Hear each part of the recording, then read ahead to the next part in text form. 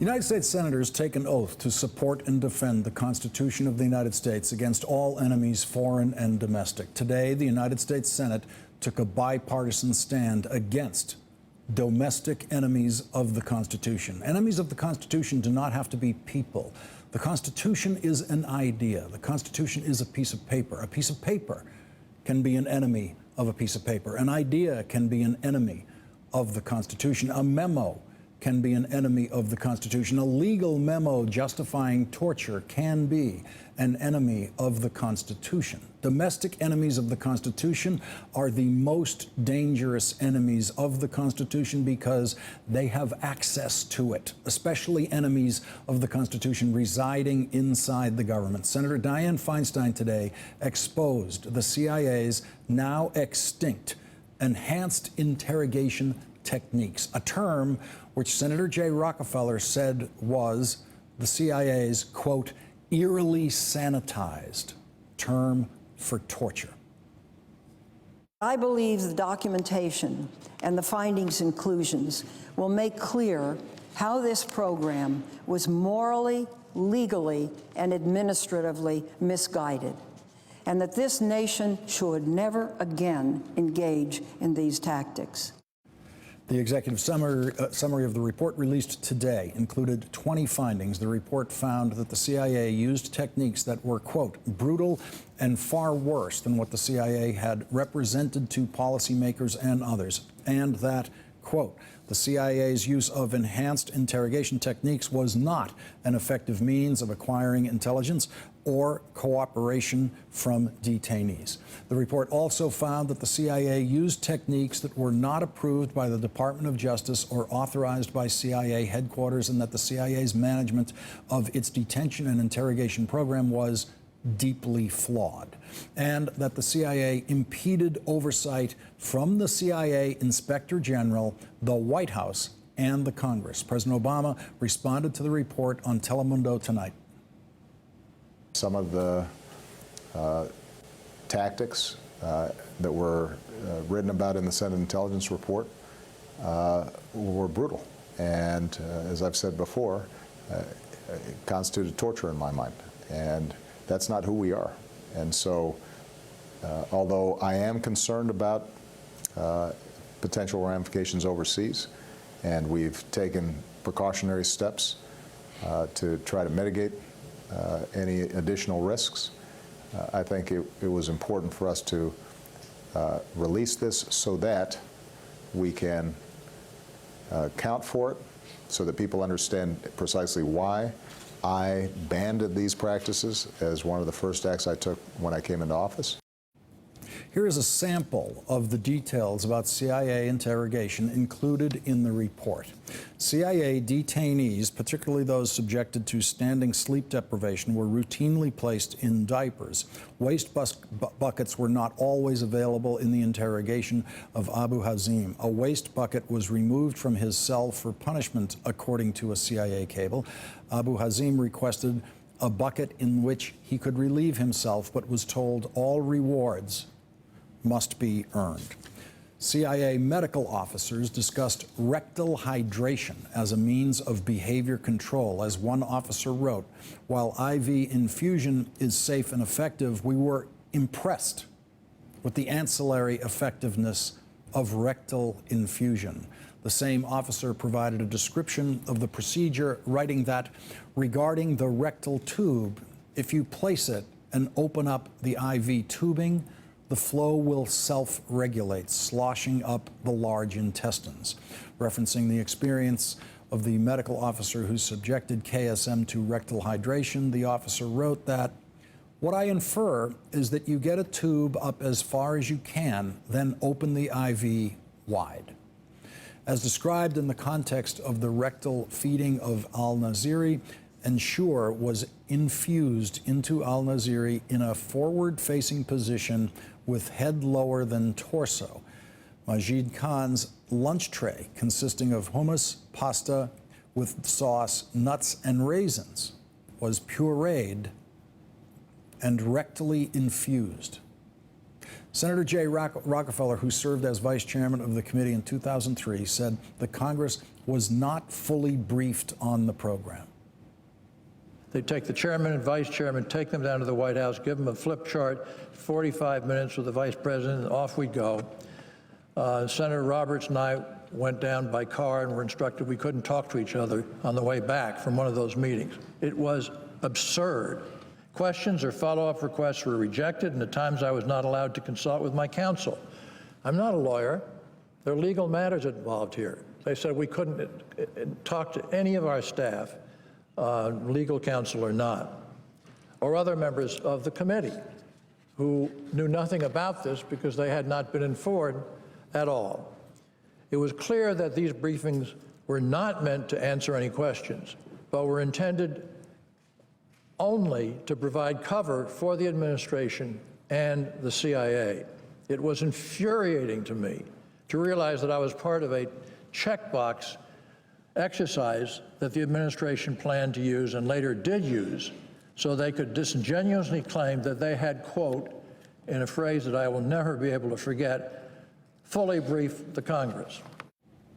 Joining me now is Michael Davidson. He served as Minority Counsel for the Senate Select Committee on Intelligence from 2003 to 2006 and as General Counsel for the committee from 2007 to 2011.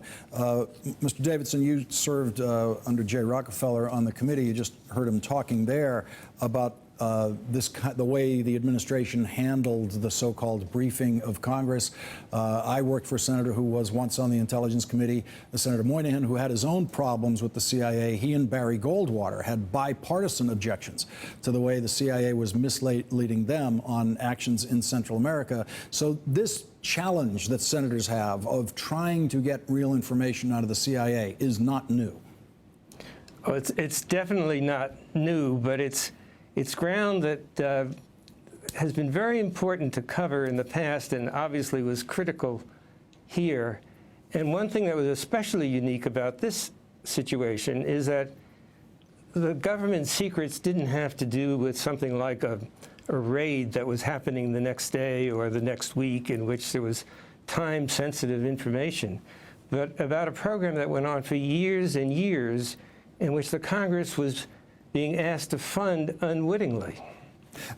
Senator Lindsey Graham, Republican, who supports the release of this report, supports the findings in it, along with Republican John McCain, said today that he believes that this happened out of fear, that the CIA's motivation for doing this was out of fear after 9/11, what he considered an understandable fear. He thinks it was done by well-meaning people, and it got out of control. In your experience with the CIA, would that be your impression of how this happened? I think there's probably an element of that, but there's also a fear of criticism, and there's a fear of being called to account and being asked hard questions. And that can never be a defensible basis for keeping the Congress uninformed about something as basic as this.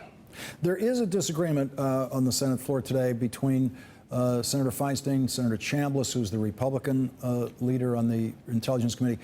Senator Chambliss seems to be saying that there was indeed intelligence obtained through these torture methods that, among other things, led to finding Osama bin Laden. Senator Feinstein says absolutely not. How are we to sort that out?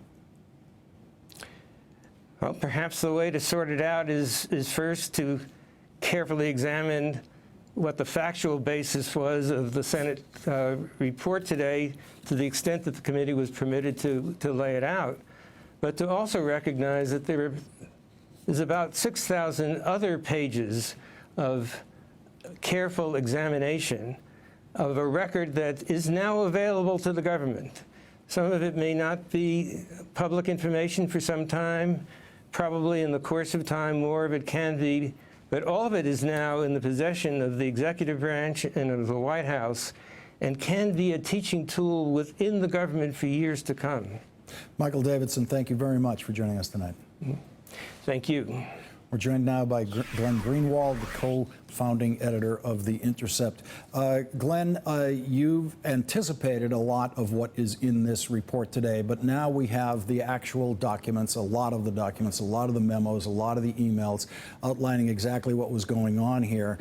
And with Senator Rockefeller's description of how much misleading was going on for years with the CIA, I think we can all now see the pent-up frustrations on that committee trying to oversee what the CIA was really doing here. What's your reaction to this release today?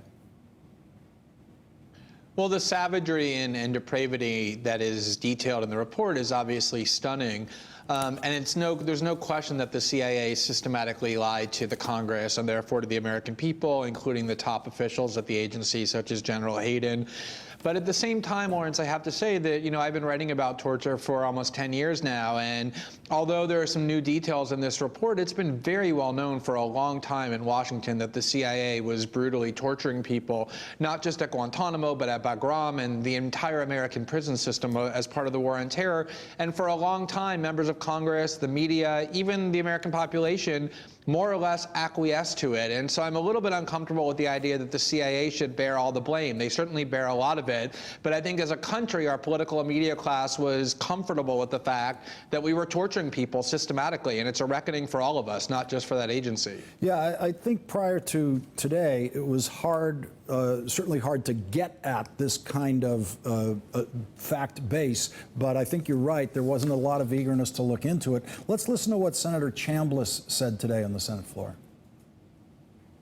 Everyone must remember that the CIA was directed to conduct this program by the president. I've spoken with a number of CIA officers over the years who remember the contentious debates about the program at the time it was being considered. But at the end of the day, the agency did what the president directed them to do under color of law and based upon opinions issued and updated by the Department of Justice. But Glenn, in the documents today, we discover that the president didn't know as much about this when it was first getting underway. Didn't know as much about it apparently for possibly a number of years while it was going on. Right. I mean, the CIA has been a rogue agency for decades. I mean, it more or less exists beyond the realm of democratic accountability, and I think a lot of people in Washington like it that way. They get to do the dirty work. But, again, Lawrence, I mean, George Bush was proud of the fact and said in his memoirs that he actually approved waterboarding. Dick Cheney said the same thing. There's, again, some of the details about brutality and savagery that they probably didn't know about, but I think on some level they probably wanted it that way. And all Senator Chambliss is really saying is George Bush and the people in the Justice Department who approved these torture tactics are essentially culpable as war criminals. We have treaties that say you cannot torture even if there's a justification of war or national security for it. Otherwise, everybody would use that excuse.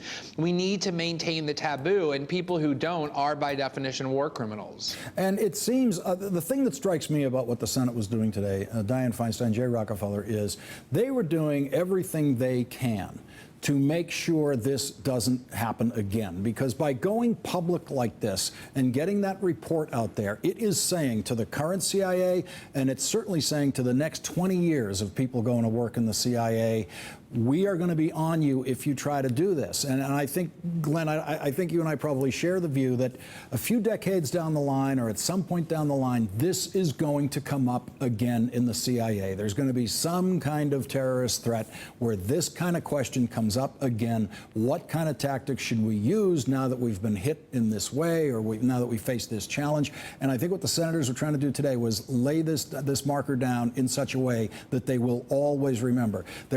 Their chant today, their bumper sticker today was never again.